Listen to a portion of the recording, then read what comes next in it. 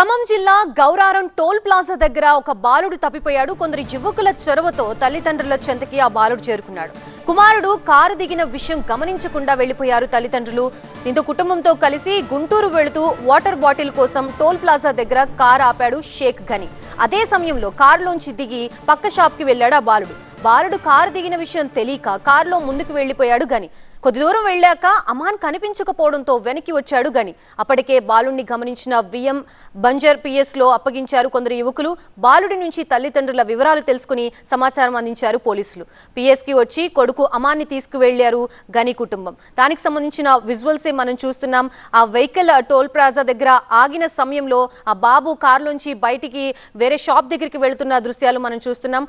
ఆ తర్వాత బాబు కారులోనే ఉన్నాడనుకొని ఆ తల్లిదండ్రులు ఆ కార్ని మూవ్ చేశారు. కొంత దూరం వెళ్ళిన తర్వాత బాబు లేడు అన్న విషయం తెలుసుకుని ఇమీడియట్గా వెనక్కి వచ్చారు.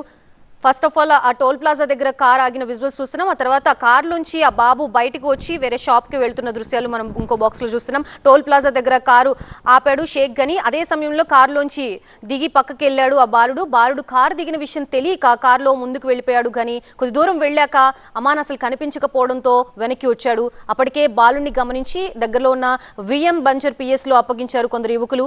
బాలుడి నుంచి తల్లిదండ్రుల వివరాలు తెలుసుకుని సమాచారం అందించారు పోలీసులు. పిఎస్కి వచ్చి కొడుకు అమాన్ తీసుకువెళ్లారు ఆ తల్లిదండ్రులు.